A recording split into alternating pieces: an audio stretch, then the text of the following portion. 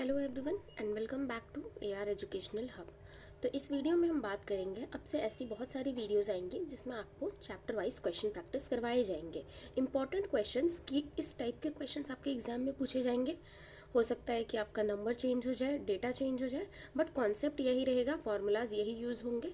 तो उसको कैसे सॉल्व करते हैं और आप कैसे एग्जाम में सॉल्व करोगे, ये आप यहाँ से प्रैक्टिस कर सकते हो। यहाँ पे एक फ्रेमवर्क आपको मिल जाएगा, इस टाइप के क्वेश्चंस प्रैक्टिस करना चाहिए।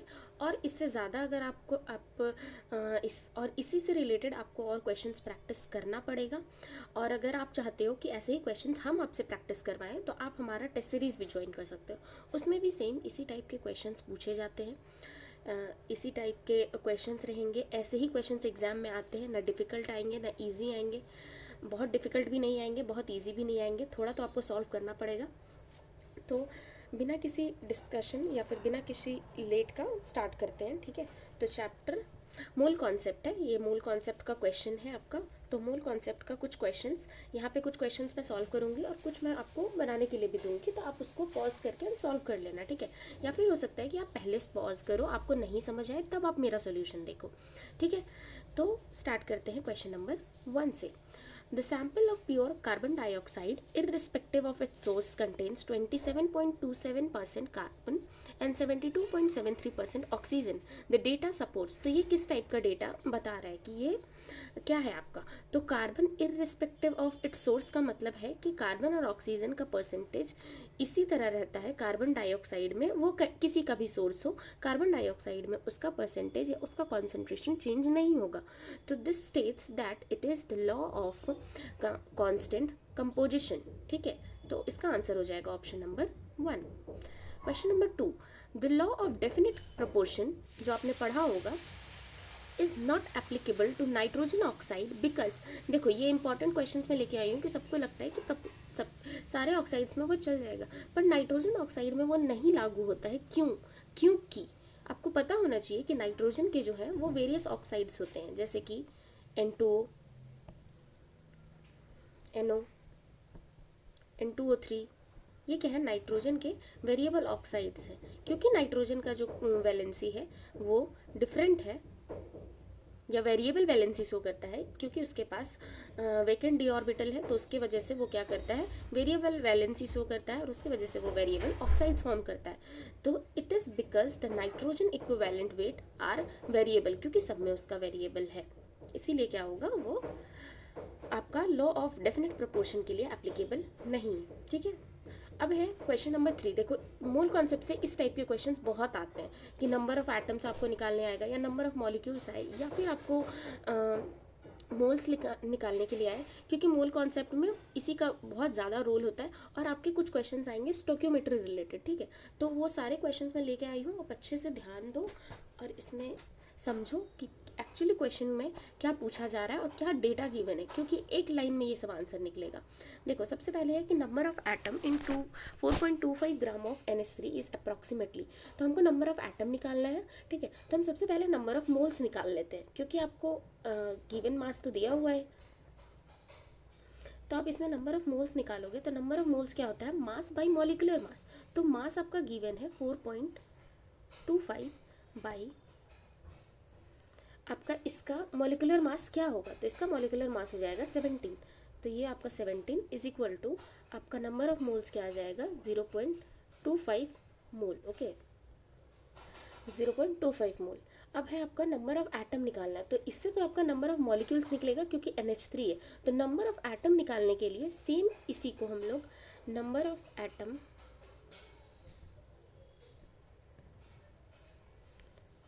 निकालने के लिए पहले आपका जो मोल आया है, मोल इनटू आपका एवोगैड्रो नंबर, ये आपका नंबर ऑफ मॉलिक्यूल निकलेगा। लेकिन इसमें अगर हम नंबर ऑफ एटम्स, क्योंकि इसमें 4 एटम्स है, तो हम इसमें अगर 4 मल्टीप्लाई करेंगे तो हम लोग का आ जाएगा number of molecules, number of atom. तो 0.25 इंटू 4 इंटू Na, तो ये आपका हो जाएगा 1 इंटू Na।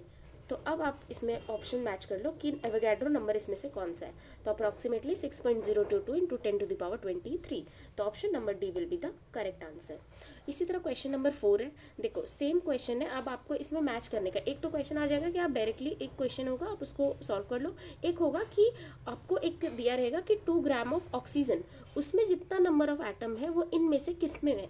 तो इसका मैं इजी सा आपको बताती हूँ कि आप इसको कैसे करोगे। तो देखो आपको नंबर ऑफ मोल्स निकालना होगा, सेम नंबर ऑफ एटम निकालना होगा, क्योंकि अभी जो इस क्वेश्चन में हमने करा है इसी को आपको इन सब के साथ करना है। थोड़ा टाइम टेकिंग है लेकिन एकदम ईजिली बन जाएगा, जैसे कि आप पहले इसका ही निकाल लो। तो इसमें नंबर ऑफ मोल्स आपका क्या हो जाएगा, मास है 2 और ऑक्सीजन मतलब O2, यहाँ पे O2 का बात हो रहा है, तो वो हो जाएगा 32। तो ये क्या हो जाएगा 1/16। और नंबर ऑफ एटम क्या हो जाएगा, यहाँ पे एटम हो जाएगा आपका इसमें क्योंकि 2 एटम है तो 1/16 is equal to 1/8 and then हो जाएगा 1.25। तो एटलीस्ट आपको क्वेश्चन में जो गिवन है वो आप निकाल लो। और फिर आपका अब ये है कि इन सारे ऑप्शन में आपको किसको मैच होना चाहिए। तो आप ऐसे तो नहीं करोगे, तो आपको सबका ही निकालना पड़ेगा। जैसे मान लो आप ए का, पहले हम ए का निकालते हैं। तो हाइड्रोजन के केस में नंबर ऑफ मोल हो जाएगा आपका 0.5, क्योंकि ये गिवन मास है, बाई इसका molecular mass that is H2, तो यहाँ 2 होगा और ये आपका हो जाएगा 0.25। ओके, तो ये तो मैच नहीं, ये तो आपका नंबर ऑफ एटम आ गया, मतलब मॉलिक्यूल्स आ गया, सॉरी मोल आ गया। अब यहाँ से आप एटम निकालोगे, तो एटम क्या हो जाएगा, सीधा आप इसको 2 से मल्टीप्लाई कर दो, तो वो आपका क्या हो जाएगा 0.5। ये तो आपका मैच नहीं किया, तो ऑप्शन 1 तो आपका गलत हो गया। अब है ऑप्शन नंबर बी। बी को अगर हम करेंगे तो नंबर ऑफ मोल्स क्या हो जाएंगे आपके, सल्फर के केस में 4 सल्फर का मॉलिक्यूलर वेट कितना होता है, तो इसमें आपको सल्फर किस फॉर्म में प्रेजेंट होता है, S8 फॉर्म में प्रेजेंट होता है, तो इसका मॉलिक्यूलर मास आपका क्या हो जाएगा 256, तो 1/64, ये आपका हो गया नंबर ऑफ मोल्स। अब आप इसमें एटम निकालोगे, तो ये क्या हो जाएगा आपका 8 × 1/64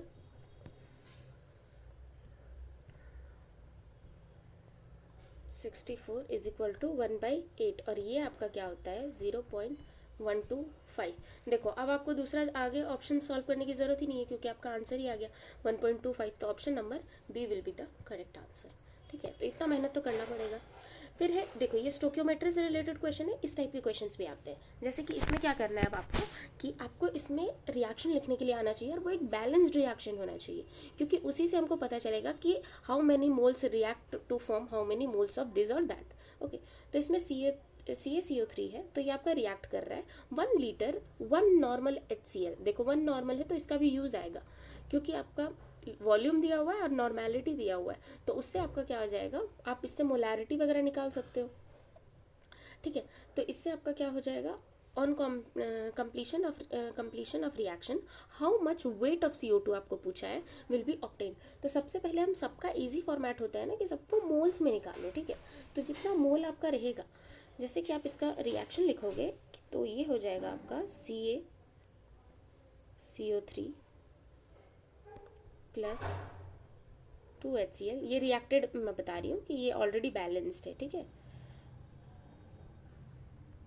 CaCl2 प्लस H2O। ओके, तो ये है बैलेंस्ड फॉर्म है इसका, और इसमें आएगा आपका CO2 भी रिलीज होता है। ठीक है, प्लस CO2। ओके ओके, तो ये है आपका बेसिक सा रिएक्शन। ठीक है, ये बैलेंस्ड रिएक्शन है। अब इसमें हमको बोला है कि इसका 100 ग्राम क्या है, कि ये यूज़ हो रहा है, और फॉर्म इसका हो रहा है 1 नॉर्मल। ठीक है, और इसका वॉल्यूम भी दिया हुआ है 1 लीटर। ठीक है, तो मैं आपको बताती हूँ कि इसका वेट आपको निकालना है, CO2 कितना इवॉल्व होगा।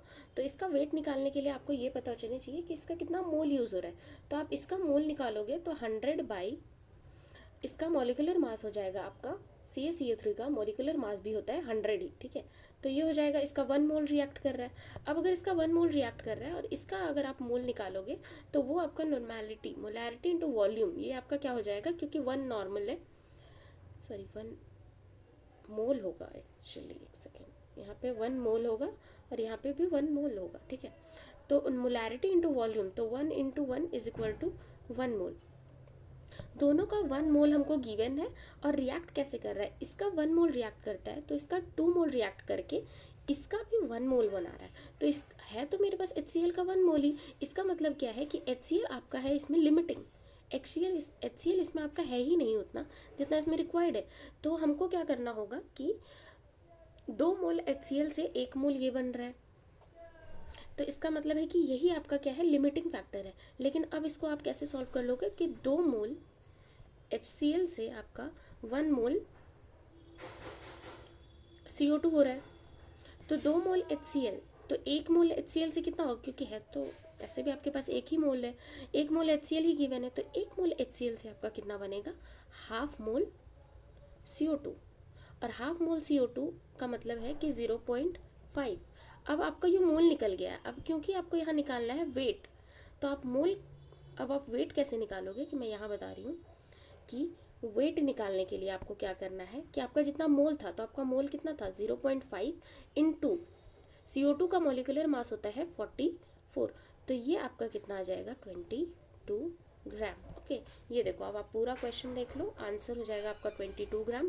पूरा सोल्यूशन देखो, मैंने एक लाइन करके सोल्यूशन बताया कि देखो लिमिटिंग क्या होता है ना, कि आपका 1 मोल CaCO3 आपका है और 1 ही मोल आपका HCl है, जितना हम एक रिएक्शन में यूज़ कर रहे हैं। लेकिन हमको क्योंकि रिएक्शन को कंप्लीट करने के लिए 2 मोल HCl चाहिए, तो हम 2 मोल के लिए तो निकाल नहीं सकते CO2, क्योंकि है तो हमारे पास 1 ही मोल, इसीलिए हम 1 मोल HCl में कितना CO2 इवॉल्व होगा वो निकाल रहे हैं।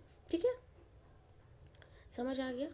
जो नहीं समझ में आएगा उसके लिए आप कमेंट कर सकते हो, वो आप आराम से पूछ सकते हो।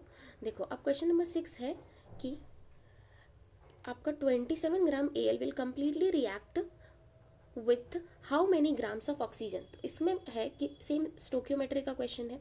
देखो, आप चाहो तो इसको खुद से बना सकते हो, तो मैं बस बता रही हूँ कि आप कैसे स्टेप्स फॉलो करोगे, बाकी आप खुद से बनाना। ठीक है, तो मैं बैलेंस्ड एक रिएक्शन लिख दे रही हूँ कि इसमें 4AL प्लस 3O2, क्योंकि कम्प्लीटली रिएक्ट करना है, तो ये हो जाएगा 2 मोल Al2O3, अमोनियम ऑक्साइड बनेगा ऐसा, एल्युमिनियम ऑक्साइड। तो ये आपका रिएक्शन हो जाएगा। इसमें बोला है कि ये इसका आपका 27 ग्राम यूज़ हो रहा है, और आपको इसमें बताना है कि इसका आपको 27 ग्राम यूज़ हो रहा है। तो डेटा हम लोग के पास ये है कि 4 mole aluminium react with 3 mole O2। अब है कि 1 मोल एल्युमिनियम किससे रिएक्ट करेगा, तो फिर 1 मोल से क्या बनेगा, 3/4 मोल O2। अब इसमें है कि हमको मोल्स ऑफ O2 निकल गया, लेकिन हमको उसका मास निकालना है। तो एक, और इस यहाँ हम 1 मोल इसलिए ले रहे हैं क्योंकि ये 27 ग्राम है, इसका मतलब ही होता है कि 1 मोल, इसका मतलब हम लोग को 1 मोल ही रिएक्ट करवाना है, इसलिए 1 मोल किए मैं। ठीक है, तो मास हो जाएगा 3/4, और O2 का मॉलिक्यूलर मास आपका क्या हो जाएगा 32। इससे आपका हो जाएगा 4883 जा 24 ग्राम, ऐसे निकलेगा। ठीक है, क्योंकि हम लोगों को यहाँ 27 ग्राम ये दिया हुआ है, मतलब 1 मोल ही रिएक्ट करेगा O2, तो 4 मोल से 3 मोल ऑफ O2 बन रहा है, तो 1 mole of aluminium will form 3/4 mole of O2। तो ये तो मोल्स में निकल गया, लेकिन हमको इसको वेट में निकालना है, इसलिए हम फिर इसका मास निकालेंगे। तो इसका आंसर हो जाएगा 24 ग्राम। अब है, देखो, डेंसिटी से रिलेटेड भी एक क्वेश्चन आता है एग्जाम में कि डेंसिटी दिया होता है, तो आपको डेंसिटी दिया होता है और मोलैरिटी दिया हुआ है, then you have to calculate the molality. तो इसका एक सीधा सा फॉर्मूला है, ऐसे आप सॉल्व करोगे तो पूरा वॉल्यूम वगैरह निकाल के करोगे, क्योंकि डेंसिटी में मास बाई वॉल्यूम आएगा, तो मास वॉल्यूम ये सब निकाल के करोगे तो इनफ टाइम लग जाएगा आपको।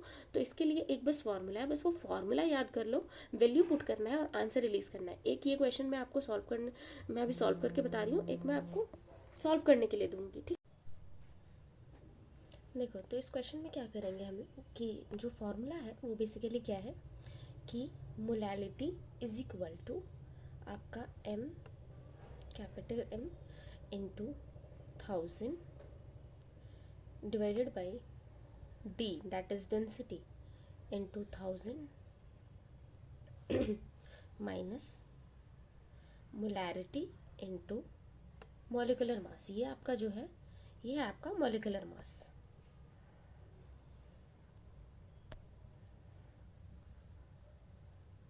ठीक है, ये है आपका molecular। अब इस फॉर्मूला में आप डायरेक्टली पुट करो, क्योंकि अब इसमें कुछ नहीं है। मोलैरिटी आपका क्या है 18 इंटू 1000 बाई आपका 1.8 इंटू 1000 माइनस 18, ये हो गया आपका मोलैरिटी। और आपको क्योंकि इसका जो सोल्यूट है वो H2SO4 है, तो इसका मॉलिक्यूलर मास हो जाता है 98 ग्राम। ठीक है, तो यहाँ पे आप वैल्यू पुट कर दो 98। अब आप अगर इसको सॉल्व करोगे तो आपका क्या आ जाएगा कि आपका 18, ये सॉल्व करोगे तो 1800 हो जाएगा, और इधर मल्टीप्लाई करो तो ये तो आपका 764 होगा। ठीक है, तो 1800 माइनस 764 करोगे तो क्या हो जाएगा आपका 18 इंटू 1000 बाई, इधर आपका 1800 माइनस 1764 दैट इज़ 36। तो ये आपका हो जाएगा, आप इसको कैलकुलेट करो, देन आपका आ जाएगा 560 मोल। अच्छा, ओ यहाँ से तो कट ही जा रहा है 2 और ये 500। ओके, तो ऑप्शन नंबर सी आंसर हो जाएगा। देखो आपको इसमें क्या याद रखना है, डेंसिटी वाला क्वेश्चन कभी भी आए और मोलैरिटी दिया हो और मोलैरिटी कैलकुलेट करना हो तो आपको ये फार्मूला बस याद रखना है। देखो इसी फार्मूला पे मैं एक और क्वेश्चन लेकर आई हूँ। अच्छा आगे होगा शायद, हाँ ये क्वेश्चन नंबर 10, इसको आपको खुद से सॉल्व करना है। आप इसको सॉल्व करो और इसका आंसर मेरे को क्या करो, कमेंट करो।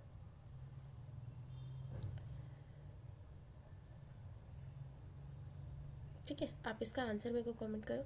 मोलैलिटी कैलकुलेट करना है, यहाँ आपका डेंसिटी दिया हुआ है, मोलैरिटी दिया हुआ है, इथेनॉल का आप यहाँ पे आपको मॉलिक्यूलर मास निकालना है, और सेम उसी फार्मूला पे पुट करके आप इसका आंसर निकालो और मेरे को इसका आंसर बताओ। ठीक है, अब है यहाँ पे ये आपका स्टॉकियोमेट्री का ही क्वेश्चन है ये भी, तो इसको आपको कैसे कैलकुलेट करना है कि ये क्वेश्चन भी आपको खुद से करना है। ये क्वेश्चन भी मैं बता चुकी हूँ, जो आपका ये क्वेश्चन था क्वेश्चन नंबर 5, जिस तरह 5 नंबर बना है उसी तरह आपका बनेगा, सेम यही आपका रिएक्शन निकलेगा, CaCO3 और HCl रिएक्ट करेगा। तो आपको इस बार क्या करना है, जिस तरह आप उस वहाँ पे आपको वेट ऑफ CO2 निकालना था, यहाँ पे आपको वॉल्यूम निकालना है। तो वेट आप निकाले थे, आप मोल निकाल लो और वॉल्यूम निकाल लो। जैसे वेट के लिए मॉलिक्यूलर वेट से मल्टीप्लाई किए थे, यहाँ पे हम 22.4 से मल्टीप्लाई कर लेंगे। तो ये क्वेश्चन भी एज इट इज़ बनेगा, आप इसका भी आंसर मेरे को बताओगे। ऐसे एक दो क्वेश्चन हैं जो मैं आपको बनाने के लिए दूंगी, क्योंकि सेम फॉर्मूला है और आपको कुछ नहीं करना है, बस आपको वैल्यू कैलकुलेट करना है। ठीक है, यहाँ से आप मोल निकाल लोगे CaCO3 का, जो कि आपका 2/समथिंग, जो आप 2/100 करोगे तो वहाँ से निकल जाएगा। और यहाँ आप मोल निकाल लोगे क्योंकि आपका मोलैरिटी इंटू आपको वॉल्यूम पता है, तो आपका यहाँ 0.1 इंटू 0.5, इससे आपका मोल निकल जाएगा, इससे आपका मोल कैलकुलेट होगा। अब आपको रिएक्शन मैंने पहले ही बताया हुआ है, तो अब आप कैसे करोगे कि इतने मोल ऑफ CaCO3 रिएक्ट करता है आपका HCl से, तो कितना मोल ऑफ आपका कितना मोल ऑफ CO2 फॉर्म होगा वो आपका निकल जाएगा। और एक बार मोल आपका CO2 निकल जाएगा तो mole of CO2, volume of CO2 के लिए आप क्या करोगे, मोल इंटू 22.4 से मल्टीप्लाई करोगे, तो आपका क्या निकल जाएगा, वॉल्यूम ऑफ CO2 इवॉल्व। ठीक है, अब आप इसको सॉल्व करके इसका आंसर बताओ मेरे को। ठीक है, अब है number of atom present in 0.5 gram of nitrogen in same as the atom in, जो आपको कैलकुलेट करना है। ठीक है, तो ये क्वेश्चन क्या है, ये क्वेश्चन भी मैंने आपको बताया हुआ है। तो नंबर ऑफ एटम आप इसमें कैसे कैलकुलेट करोगे, इसका आप मेरे को आंसर कमेंट करो जल्दी जल्दी। जो क्वेश्चंस भी आपको बनाने के लिए दिया जा रहा है, ऐसा नहीं है कि मैं बस आपको दे रही हूँ, वो मैं ऑलरेडी आपको बता चुकी हूँ, इसलिए मैंने आपको दिया हुआ है। तो आप कौन कौन से क्वेश्चन है, क्वेश्चन नंबर 8, 9 एंड 10, इस क्वेश्चन के आप आंसर मेरे को बताओगे। ठीक है, कमेंट करके तीनों। अब है क्वेश्चन नंबर 11। देखो क्वेश्चन नंबर 11 क्या है कि mole fraction of A in H2O is 0.2। तो मोलैलिटी आपको A का निकालना है H2O में। तो आपका जो सोल्यूशन है वो आपका क्या है, A प्लस H2O, यही आपका सोल्यूशन है, ये आपका सॉल्वेंट है, ये आपका सोल्यूट है।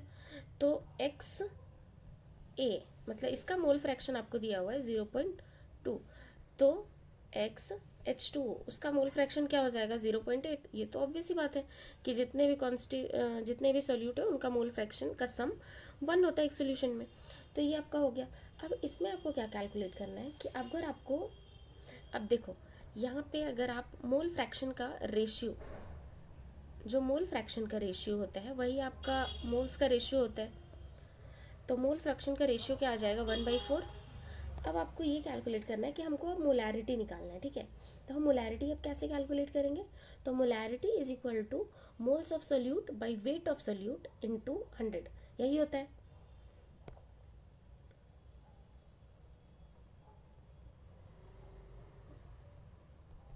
मोलैरिटी आप कैसे कैलकुलेट करते हो, moles of solute by weight of solvent,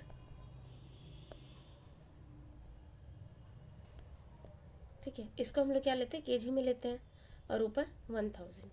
तो इसको हम कैसे लिखते हैं, एन सोल्यूट बाई एन, यहाँ पे H2O इंटू 18 कर रहे हैं क्योंकि हमको वेट निकालना है।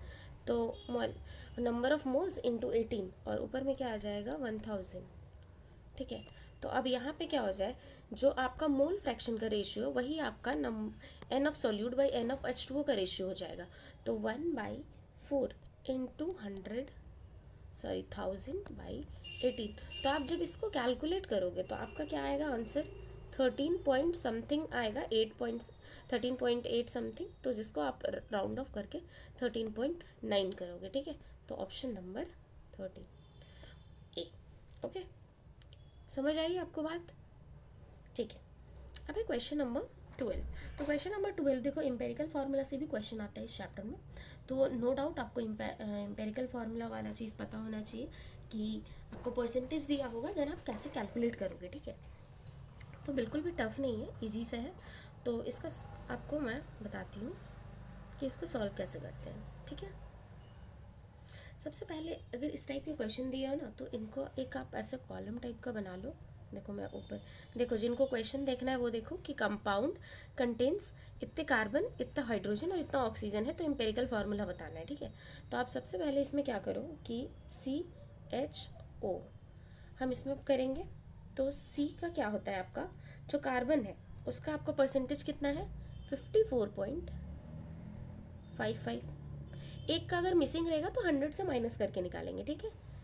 हाइड्रोजन का है आपका 9.09 एंड ये है आपका 36.36। ओके, ये हो गया। इसमें बेसिकली हम लोग क्या करते हैं कि इसको परसेंटेज डिवाइडेड बाय उनका मोलर मास करते हैं। तो 54.55 डिवाइडेड बाई 12, यहाँ पे 9.09 डिवाइडेड बाई हाइड्रोजन है तो 1 एंड 36.36 डिवाइडेड बाई 16। ओके, ये कहते हैं। तो अब इसका वैल्यू क्या आएगा, ये आप डिवाइड करो, इसको डिवाइड करोगे तो आपका आएगा 4.5, ठीक है। इसको डिवाइड करोगे तो एज इट इज़ 9.09, इसको डिवाइड करोगे तो 2.27, ठीक है। अब क्या होता है ना कि जब ये हम लोगों का निकल जाता है तो इसके बाद हम लोग करते हैं कि लोएस्ट नंबर से डिवाइड करते हैं। जैसे कि 4.5 डिवाइडेड बाई, इनमें से लोएस्ट कौन सा है 2.27, तो हम उससे डिवाइड करेंगे एंड देन राउंड ऑफ करके लिखते हैं, ठीक है। तो जैसे इसको डिवाइड करोगे तो कुछ राउंड ऑफ करके 2 आएगा। 9.09 डिवाइडेड बाई 2.27। देखो सब में यही प्रोसेस फॉलो होगा और सब पहले क्या करना है, उनका मोलर मास से उनको मल्टीप्लाई करना है, देन उसमें जितना आएगा उसमें क्या करना है हम लोगों को लोएस्ट वैल्यू से मल्टीप्लाई करना है, तो डिवाइड करना है, ठीक है। सबको डिवाइड करना है तो हम डिवाइड करेंगे तो 2 आया, 4 आया एंड 1 आया, यही हमको यूज़ करना है। और अब क्या हो जाएगा कि C है, H है, O आया।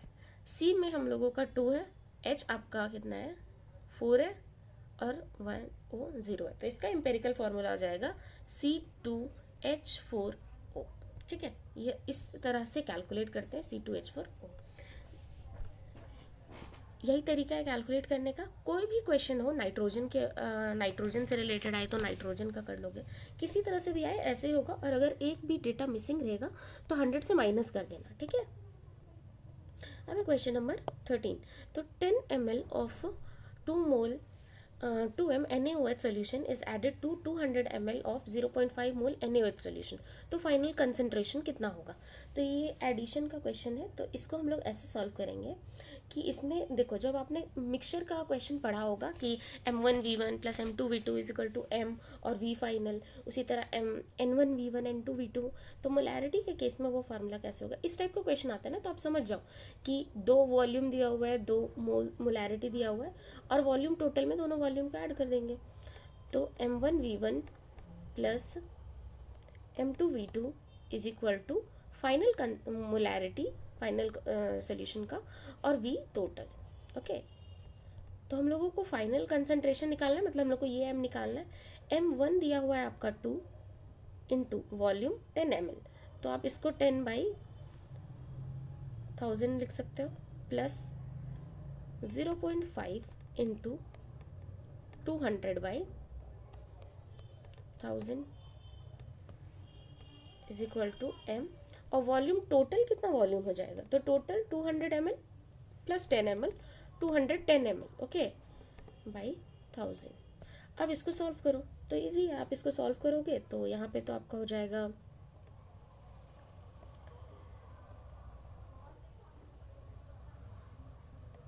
आपका सब में इधर कट जाएगा, 1000 सब में कॉमन लोगे और फिर सॉल्व करोगे तो इधर आपका क्या हो जाएगा 210,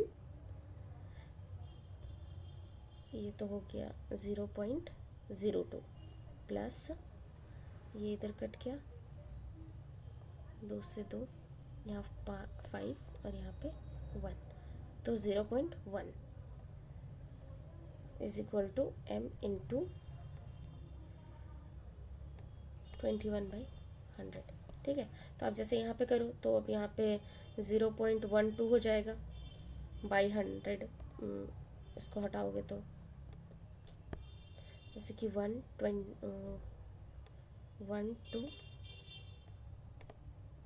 100 M इंटू 21/100, तो इधर से 100 कट जाएगा, तो मोलैरिटी क्या हो जाएगा आपका 12/21, और 12/21 करोगे तो 0.5 समथिंग होगा, तो 0.57। ठीक है, तो आंसर विल बी 1। ईजी है, कोई कैलकुलेशन नहीं, एक एक लाइन में बन जाएगा ये सब क्वेश्चन। ये तो आपको समझाने के लिए मैं धीरे धीरे बता रही हूँ, पर आप अगर आपको पता रहेगा तो ये तो तुरंत आप बनाओगे, इतना लिखने की ज़रूरत नहीं पड़ेगी आपको, फॉर्मूला लिखने की क्या ज़रूरत है। ओके, क्वेश्चन नंबर 14 में आपको ये करना है कि the number of moles of oxygen in 1 litre of air containing 21% oxygen by volume under standard condition. तो इसमें आप लोगों को क्या करना है कि 21% ऑफ 1 लीटर एयर, उसका क्या है 21% एयर का, मतलब एयर अगर 1 लीटर है तो उसका 21% बाई वॉल्यूम जो है वो आपका ऑक्सीजन है, तो number of moles of oxygen क्या हो जाएगा। तो आप अगर इसको सॉल्व करोगे तो आपको ये देखो 21% of air, sorry 21% of 1 litre air है, ये क्या हो जाएगा 0.21 लीटर हो जाएगा। 21% 1 लीटर का अगर लेंगे 21% तो क्या हो जाएगा 0.21 लीटर हो जाएगा, मतलब 21, समझ रहे हो आप, जैसे 100 में 21 हिस्सा, तो 1000 का 21 पार्ट कितना हो जाएगा 1/21 पार्ट, 0.21 हो जाएगा। तो अब आपको क्या करना है कि ये 1 लीटर में ले चुका है, तो अब हमको स्टैंडर्ड वॉल्यूम में लेगा, तो 22.4 लीटर में कितना हो जाएगा 1 मोल होता है 22.4 लीटर में,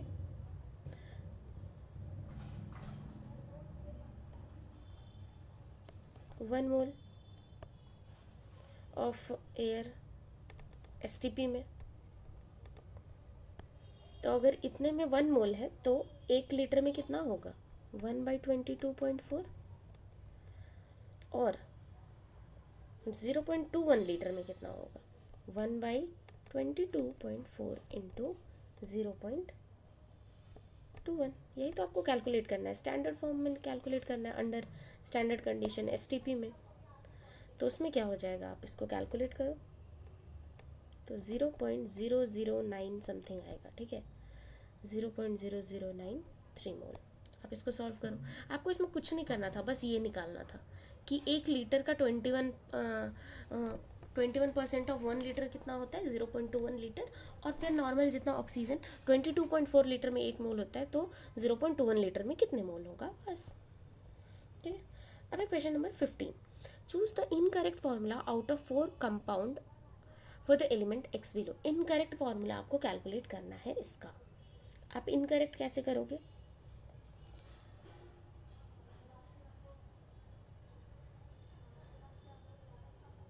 देखो इनकरेक्ट फॉर्मूला ऐसे हो जाएगा ना कि आपका X2O3 आपका है, तो यहाँ पे तो आप सबको ऑब्वियसली डिवाइड करोगे, जैसे किसको करोगे तो X आपका किस में टूटेगा, 3+ में होगा, और SO4 तो 2- होता ही है, तो ये हो सकता है X तो कोई भी एलिमेंट हो सकता है +3 जिसका हो।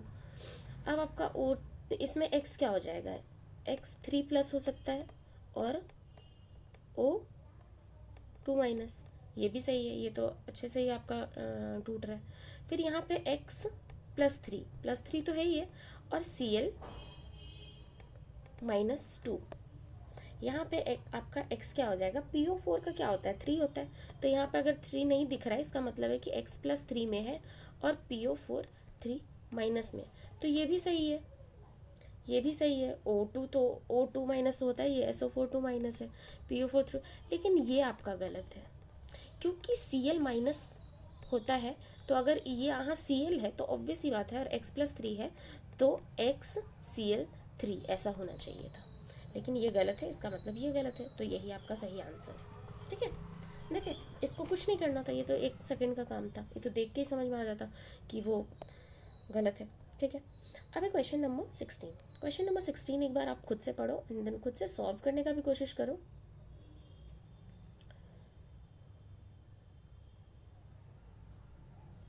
देखो CaCO through 20 gram CaCO3 on heating gives 8.8 gram CO2 and 11.2 gram CaO. This is in accordance with, तो कौन सा लॉ, जैसे कि आप इसका लिखोगे CaCO3 रिएक्ट डिकम्पोज होता है तो फिर वो क्या फॉर्म करता है, CaO + CO2, तो यही आपका लिखा हुआ है कि इतने gram of CaCO3 react to form CO2 and CaO। तो ये किसके तहत है, तो इसमें बेसिकली क्या हो रहा है ना कि मास ऑफ रिएक्टेंट जितना है, मास ऑफ रिएक्टेंट कितना है 20 ग्राम, ठीक है, और ये है आपका 11.2 और ये है आपका 8.8, तो जितना रिएक्टेंट रिएक्ट कर रहा है उतना ही आपका प्रोडक्ट फॉर्म हो रहा है।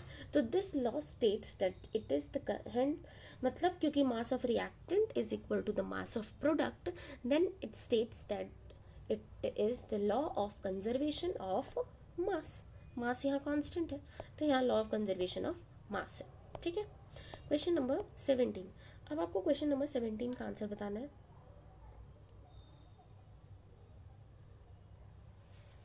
देखो 10 mole of SO2 and 15 mole of O2 are allowed to react over suitable catalyst. ठीक है, 8 mole of SO3 are formed, तो remaining mole of SO2 and O2 respectively are.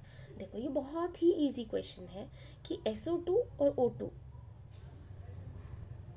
ये आपका रिएक्ट कर रहा है और फॉर्म क्या कर रहा है,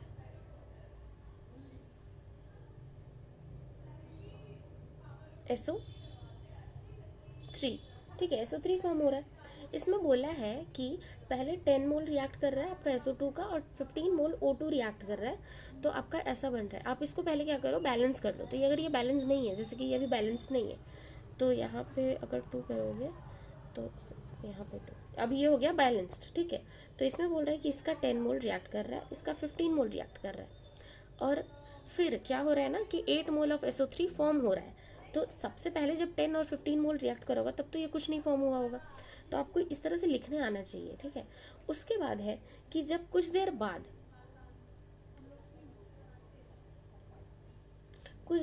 क्या हुआ है कि यहाँ पे जैसे कि आपने पढ़ा होगा डिकम्पोजिशन होता है, तो 10 - 2x, क्योंकि इसका 2 मोल रिएक्ट करता है तो इसका 1 मोल, तो 15 माइनस, तो इसका 2 मोल खत्म हुआ होगा तो इसका 1 मोल खत्म हुआ होगा, और यहाँ क्या बना होगा 2x।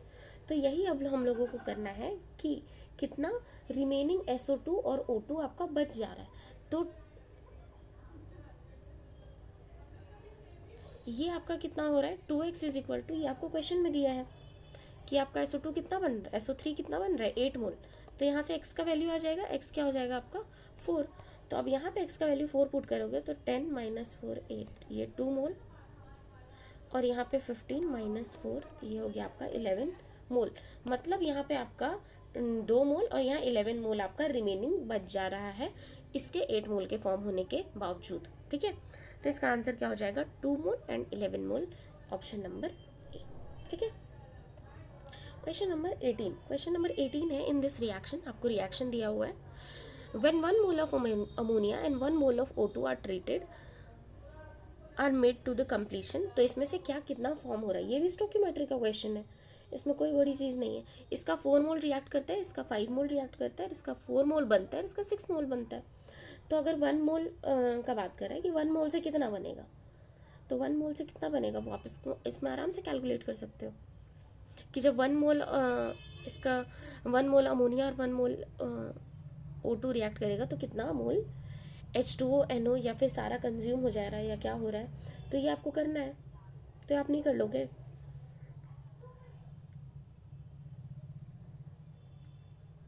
देखो इसमें से सारा क्या होता है ना कि लिमिटिंग रिएजेंट वाला कॉन्सेप्ट लगेगा, और इस कॉन्सेप्ट को आप लगाओ, नहीं तो फिर मैं अगले क्वेश्चन में, बहुत अच्छा क्वेश्चन है, इसमें लिमिटिंग रिएजेंट का कॉन्सेप्ट लगेगा, इसमें स्टोकियोमेट्री भी आ जाएगा।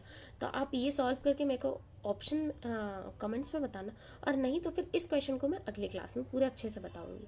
ठीक है, क्योंकि ये बहुत सही क्वेश्चन है, आप एक बार ट्राई करो इसको। ठीक है, question number 19, if 3.01 into 10 to the power 20 molecules are removed from 98 mg of H2SO4, then the number of moles कितना लेफ्ट हो जाएगा। इतने मॉलिक्यूल्स को हम निकाल देंगे 98 ग्राम H2SO4 से, तो कितना, देखो 98 ग्राम दिया हुआ है, इसका ऑब्वियस ही मतलब है कि इसका 1 मोल है, मतलब 1 मोल से इतने मॉलिक्यूल्स को हटा दे रहे हैं, तो कितना नंबर ऑफ मोल्स बच जाएगा। ठीक है, यही क्वेश्चन है। तो इसको आप ऐसे सॉल्व करो कि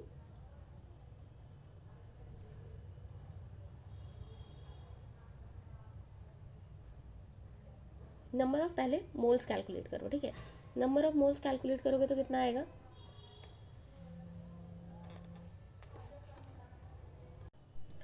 देखो इसमें क्या होता है कि आपका नंबर ऑफ मोल्स इतना रिमूव कर दिया 98 mg, अच्छा सॉरी mg है, ग्राम होता तो 1 मोल होता, तो mg है तो 0.001 मोल हो जाएगा। ठीक है, तो यहाँ पे आप यहाँ पे मोल्स निकाल लो H2SO4 का, तो ये आपका तो हो जाएगा 98, ओके 98 ग्राम mg है ना, मिलीग्राम है, इसीलिए आपका 0.001 मोल हो जाएगा। ठीक है, इतना मोल है, और यहाँ पे अगर आप मॉलिक्यूल्स दिया हुआ है तो वहाँ से अगर आप रिमूव करोगे, यहाँ अगर आप मोल्स कैलकुलेट करोगे, यहाँ पे अगर मोल्स कैलकुलेट करते हैं कि कितना मोल, मोल के टर्म्स में ये निकाल रहे हैं, इजी पड़ रहा है क्योंकि निकालना तो मोल के टर्म्स में ही है। इतना आपको मॉलिक्यूल्स निकाला गया है, इसका मतलब कितना मोल्स निकाला गया, तो इसमें अगर आप मोल्स निकालोगे तो क्या हो जाएगा, मोल्स होता है आपका given molecule into 10 to the power 20 by Avogadro 6.02 into 10 to the power 23। तो ये तो आपका 2 हो गया इधर, और यहाँ पे 3, तो 1/2 इंटू 10 to the power -3। तो ये क्या हो जाएगा आपका, ये तो 0.5 हो जाएगा 10 to the power 3, तो 0.340 आ जाएगा 3, ये हो जाएगा आपका मोल। मतलब 0.001 मोल में 0.005 मोल रिमूव कर दिया गया, तो कितना मोल बचेगा, आप तो माइनस करना है, तो number of moles left, mole of H2SO4 left. देखो मोल के टर्म्स में करने से ना फ़ायदा होता है, क्योंकि आपको 1 ग्राम के टर्म्स में दिया हुआ है, 1 मॉलिक्यूल के टर्म्स में दिया है, पूछा आपको मोल के टर्म्स में, तो सबको मोल में चेंज कर लो। तो अगर इसको माइनस करोगे तो 0.001 माइनस 0.00005, आप इसको माइनस करो, तो माइनस करोगे तो कितना हो जाएगा, ये आपका आंसर आ जाएगा 0.5 इंटू 10 to the power -3। ठीक है, कोई दिक्कत नहीं होनी चाहिए, क्योंकि मैंने ईजिली आपको बता दिया है कि इसको कैसे करना है। Question number 20, the number of molecules in 8.96 litre of gas at 0 degree Celsius and 1 atm। 0 degree Celsius और 1 atm का मतलब है आपको STP में निकालना है। ठीक है, तो आपको नंबर ऑफ मॉलिक्यूल निकालना है इतने लीटर में, तो आप स्टोकियोमेट्री लगाओ सीधा कि एवोगैड्रो नंबर अगर रहेगा उतने, जैसे कि अच्छा लीटर 22.4 लीटर ऑफ गैस में कितना होता है, एवोगैड्रो नंबर होता है, तो 1 लीटर में कितना होगा, Na/22.4।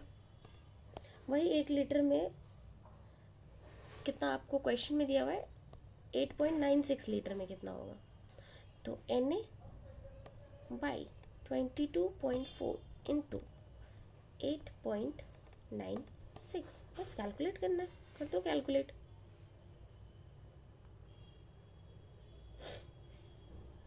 यहाँ पे Na का वैल्यू पुट करो, 6.02 इंटू 10⁻23, ये आपका 22.4 हो गया, और 8.96, इसको आप कैलकुलेट करो, आंसर आ जाएगा, और इसका आंसर होगा 24.08 इंटू 10⁻22। स्टेप्स तो यही है, आप इतना कैलकुलेशन का पार्ट तो खुद ही कर सकते हो। ठीक है, आपको समझ आया? देखो सारे क्वेश्चंस को मैंने बहुत अच्छे से एक्सप्लेन करा है, पूरा एक एक तरीके से। यहाँ पे आपको खुद से करना पड़ेगा, इस क्वेश्चन में तो मैंने पूरा बता ही दिया, ये तो आपको खुद करना है, और ये भी, ये दोनों क्वेश्चंस तो मैं आपको बता चुकी हूँ, तो ये आप खुद से करोगे और कमेंट्स में मुझे बताओगे। क्वेश्चन नंबर 8, 9 और 10, इसका आंसर मुझे नंबर एंड आंसर के साथ कमेंट बॉक्स में चाहिए आप लोगों का।